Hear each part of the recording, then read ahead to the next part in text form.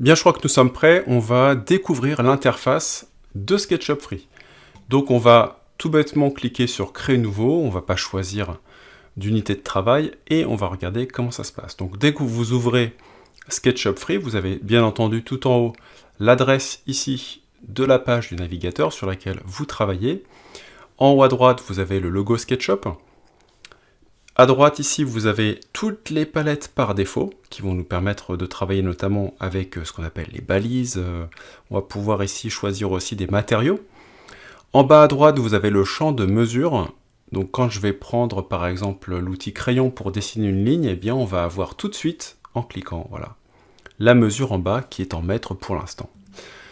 À gauche, vous allez retrouver ce qu'on appelle le grand jeu d'outils. Donc vous avez plein d'outils. Alors ce qu'il faut savoir, c'est que vous avez un outil, mais lorsque vous cliquez une fois dessus, vous voyez, vous avez un sous-menu qui vous permet d'avoir encore d'autres possibilités. Donc il n'y a pas que ces outils-là qu'il y a dans SketchUp. En bas, vous avez une zone contextuelle qui vous permet, eh bien, lorsque vous sélectionnez un outil, de savoir les informations par exemple, qui sont relatives à cet outil. Vous voyez ici, je prends mon crayon. Là, je prends la flèche de sélection, donc il me dit cliquer ou faire glisser pour sélectionner une action, etc.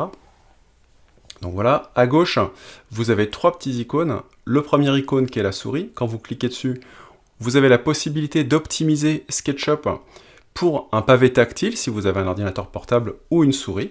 Moi, je ferai la formation avec une souris, donc je laisse sur souris. D'ailleurs, c'est par défaut.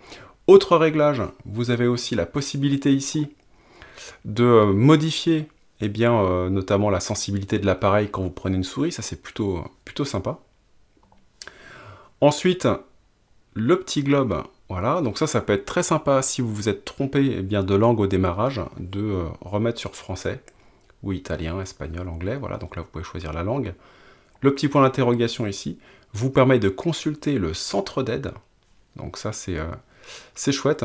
Donc on vous oriente directement sur la page d'aide du site pour comprendre pas mal de choses sur le logiciel.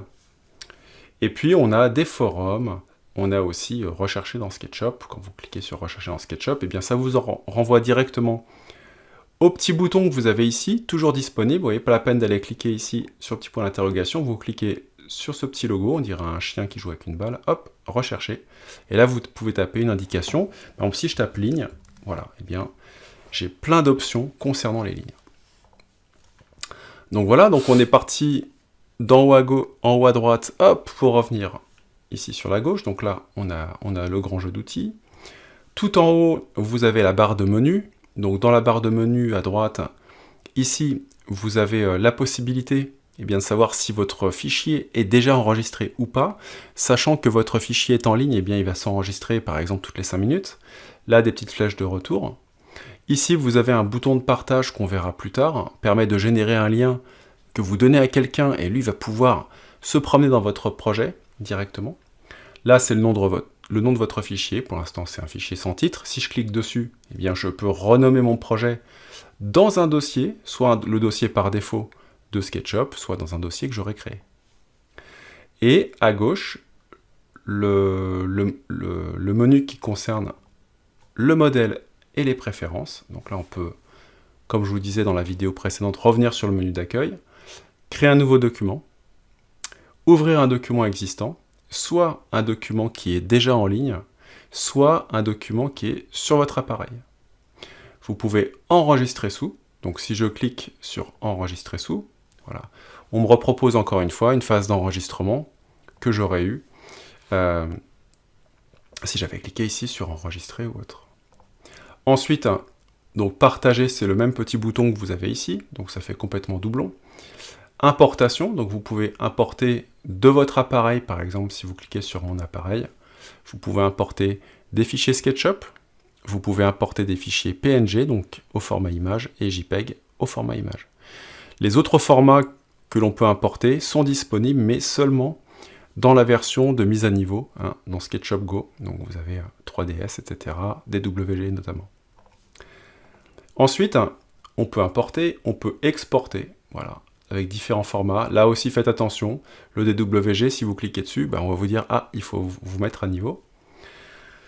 Ici, télécharger. Alors télécharger, qu'est-ce que ça veut dire? Télécharger, c'est finalement exporter votre fichier. Un peu comme le petit bouton exporter, donc télécharger au format SketchUp. Vous voyez qu'on pouvait enregistrer votre fichier au format 2021.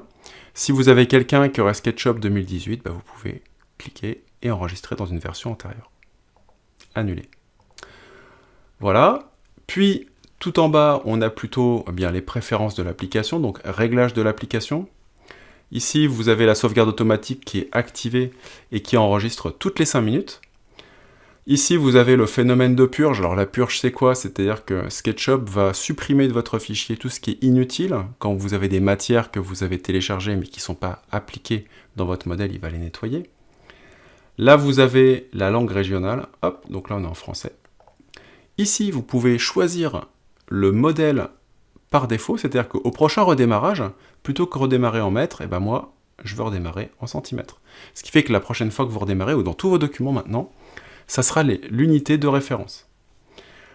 Ensuite, ici, vous avez accessibilité. Ça vous permet de configurer des couleurs d'axes. Ici, vous voyez, vous avez un axe vert, un axe rouge, et on a un axe bleu ici. Donc, vous pourriez changer, par exemple, les couleurs.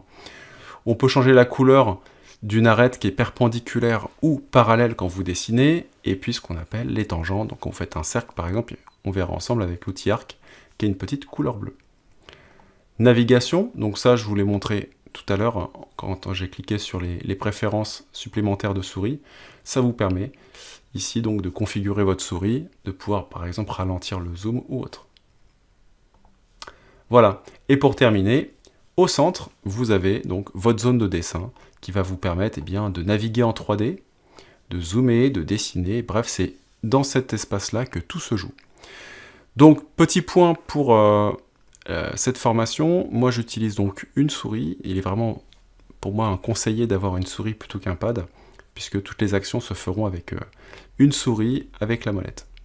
Voilà pour la présentation de l'interface de SketchUp.